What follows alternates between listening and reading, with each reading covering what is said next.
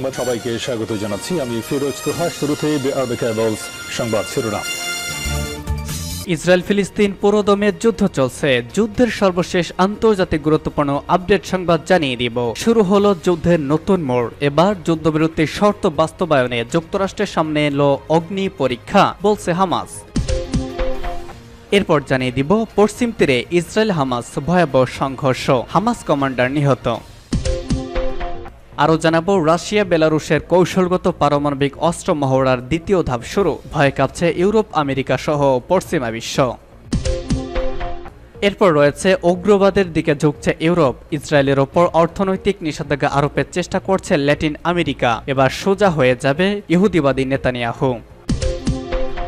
এবং সর্বশেষ জানিয়ে দিব বিমান বিধ্বস্ত হয়ে মালাউইয়ের ভাইস প্রেসিডেন্ট সহ 10 জন নিহত। যুদ্ধবিরতির শর্ত বাস্তবায়নে যুক্তরাষ্ট্রের সামনে এখন অগ্নি পরীক্ষা, বলছে হামাস।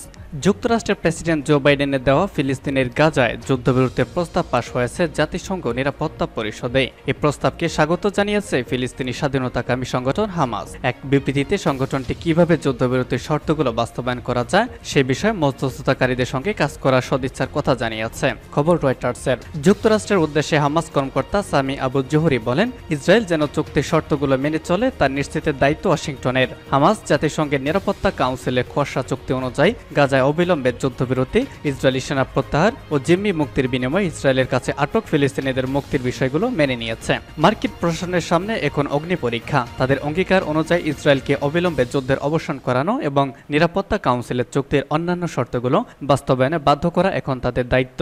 নিরাপত্তা কাউন্সিলের জাতিসংঘের উত্থাপন করা খসড়া যুদ্ধবিরতির চুক্তি অনুমোদন পেলে মার্কিন প্রেসিডেন্ট জো বাইডেন মন্তব্য করেন, হামাসের এখন প্রমাণ করার সময় যে তারা আসলে যুদ্ধবিরতি চায়। 31 মে গাজায় 3 ধাপের যুদ্ধবিরতি কার্যকরের এই প্রস্তাব দেন প্রেসিডেন্ট বাইডেন। গতকাল সোমবার প্রস্তাবটির উপর নিরাপত্তা পরিষদে ভোটাভুটি হয়। ইসরায়েল ওই হামাসকে অবিলম্বে যুদ্ধবিরতির প্রস্তাব মেনে নেওয়ার আহ্বান জানিয়েছেন জাতিসংঘে নিযুক্ত যুক্তরাষ্ট্রের দূত লিন্ডা থমাস গ্রিনফিল্ড। যুদ্ধবিরতির এই প্রস্তাবকে নতুন সুযোগ বলে অভিহিত করেছেন তিনি। তবে নিরাপত্তা পরিষদে পাশ হওয়া যুদ্ধবিরতির প্রস্তাব নিয়ে তাৎক্ষণিক কোনো মন্তব্য করেনি ইসরায়েল। যদিও যুক্তরাষ্ট্রের পক্ষ থেকে বলা হয়েছে ইসরায়েলের দেওয়া প্রস্তাবই ঘোষণা করেছিলেন প্রেসিডেন্ট বাইডেন। পশ্চিম তীরে সংঘর্ষে হামাস কমান্ডার নিহত।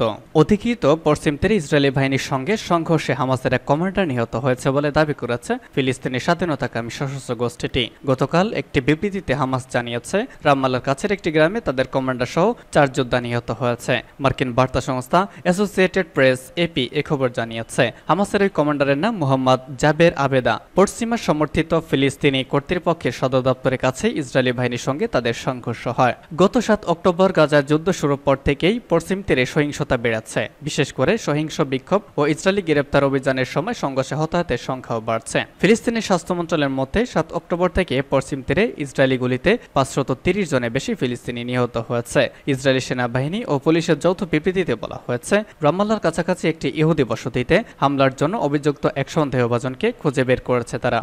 এছাড়া রাফা শহর একটি আবাসিক ভবনে বিস্ফোরণে 4 সেনা নিহত হয়েছে বলে দাবি করেছে ইসরায়েলি সেনাবাহিনী। এদিকে গাজার একটি আবাসিক ভবনে ইসরায়েল বাহিনীর হামলায় শিশুসহ অন্তত 8 জন নিহত হয়েছে।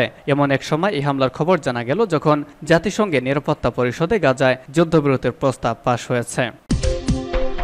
রাশিয়া বেলারুশের কৌশলগত পারমাণবিক অস্ত্র মহড়ার দ্বিতীয় ধাপ শুরু। বেলারুশিয়ান সেনাদের সঙ্গে কৌশলগত পারমাণবিক অস্ত্র মহড়ার দ্বিতীয় ধাপ শুরু করেছে রাশিয়া। এই ধাপে অস্ত্র মোতায়েনের অনুশীলন করবে উভয় দেশের সেনারা। আজ এই তথ্য জানিয়েছে রুশ কর্তৃপক্ষ। পশ্চিমা শক্তির কাছ থেকে পাওয়া হুমকির মুখে এই মহড়া শুরু করেছে দেশ দুটি। ব্রিটিশ বার্তা সংস্থা রয়টার্স এই খবর জানিয়েছে।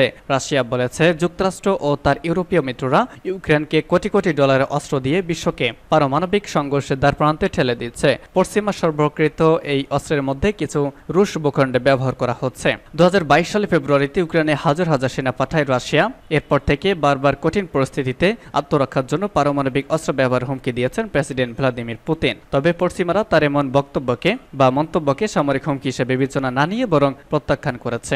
গত মাসে পুতিনের নির্দেশে পারমাণবিক মহড়া চালায় রাশিয়া। তখন দেশটি বলেছিল রুশ ফেডারেশনের বিরুদ্ধে কিছু পশ্চিমা কর্মকর্তাদের উস্কানিমূলক বক্তব্য এবং হুমকির মুখে এই মহড়া চালিয়েছে তারা। মহড়ার প্রথম পর্যায়ে রুশ সেনারা ইস্কান্দার ক্ষেপণাস্ত্রকে কিভাবে আক্রমণের জন্য প্রস্তুত ও মোতায়েন করতে হয় সে প্রশিক্ষণ দিয়েছিল। সে সময় কিনঝাল হাইপারসোনিক ক্ষেপণাস্ত্রগুলোকে কিভাবে সজ্জিত করতে হয় সে প্রশিক্ষণ দিয়েছিল বিমান বাহিনী। রুশ প্রতিরক্ষা মন্ত্রণালয় বলেছে, গতকাল ঘোষিত মহড়ার দ্বিতীয় পর্যায়ে রুশ ও বেলারুশিয়ান ইউনিটের যৌথ প্রশিক্ষণে যুদ্ধে অকৌশলগত পারমাণবিক অস্ত্রের ব্যবহার অনুশীলন করা হবে।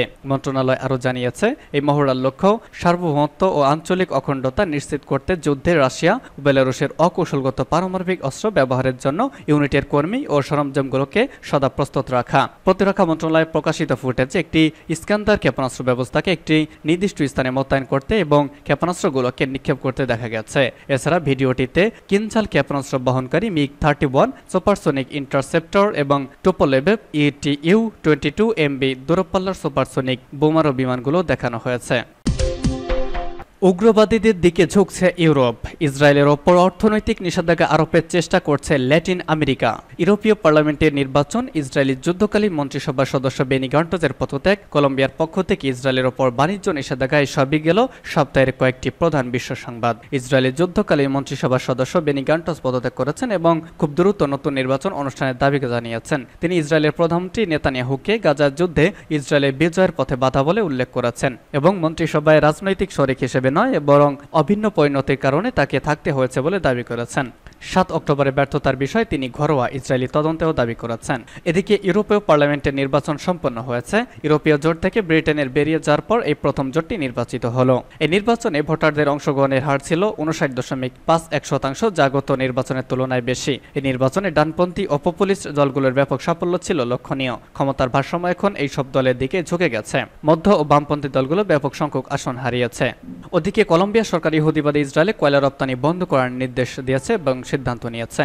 গাজায় ইসরায়েলের আগ্রাসন বন্ধের লক্ষ্যে চাপ সৃষ্টির অংশ হিসেবে এই পদক্ষেপ নিয়েছে কলম্বিয়া। ল্যাটিন আমেরিকার দেশগুলোর মধ্যে কোনো দেশ এই প্রথম ইসরায়েলের ওপর নিষেধাজ্ঞা আরোপ করল। দেশটির অন্যান্য গুরুত্বপূর্ণ মন্ত্রণালয় দেশের প্রেসিডেন্টের এই সিদ্ধান্তের প্রতি সমর্থন জানিয়েছেন এবং পূর্ণ সমর্থন রয়েছে। তাই প্রেসিডেন্ট স্বাক্ষর করার পরই এই নিষেধাজ্ঞা বাস্তবায়ন বা কার্যকর করার কাজ শুরু হয়ে যাবে। এবং সর্বশেষ জানাবো, বিমান বিধ্বস্ত হয়ে মালাউইয়ের ভাইস প্রেসিডেন্ট সহ 10 জন নিহত। বিমান বিধ্বস্ত হয়ে মালাউইয়ের ভাইস প্রেসিডেন্ট সাউলা সিলিমা সহ 10 জন নিহত হয়েছেন। তিনি ছাড়াও বিমানটিতে আরও 9 জন আরোহী ছিলেন, যার মধ্যে দেশটির সাবেক ফার্স্ট লেডিও রয়েছেন বলে জানিয়েছে ব্রিটিশ সংবাদ মাধ্যম দ্য সান। দেশটির সেনাবাহিনীর এক উচ্চপদস্থ কর্মকর্তা জানিয়েছিলেন, তার ধারণা করছেন যে বিমানটি চিকানগাওয়ার জঙ্গলে বিধ্বস্ত হয়েছে, কিন্তু এটি এখনো খুঁজে পাওয়া যায়নি। তবে পরবর্তীতে প্রেসিডেন্ট দপ্তরের পক্ষ থেকে জানানো হয় এটি বিধ্বস্ত হয়েছে এবং বিমানটির সব আরোহী নিহত হয়েছেন। মালাউইয়ের প্রতিরক্ষা বাহিনীর কমান্ডার পল ভ্যালেন্তিনো ফেরি মঙ্গলবার জানিয়েছেন, ঘন জঙ্গল এবং কুয়াশাচ্ছন্ন আবহাওয়ার কারণে তার উদ্ধার করা এবং উদ্ধার অভিযান ব্যাহত হচ্ছে। ব্রিটিশ সংবাদ মাধ্যম বিবিসি জানিয়েছে, সোমবার সকালে রাজধানী লিংওয়ে ছেড়ে যাওয়ার পর মালাউই প্রতিরক্ষা বাহিনীর ওই বিমানটি রাডারের বাইরে চলে যায়। বিমানটির স্থানের সময় সকাল 10টার পরে দেশের উত্তরে অবস্থিত মজ্জু আন্তর্জাতিক বিমানবন্দরে অবতরণের কথা ছিল।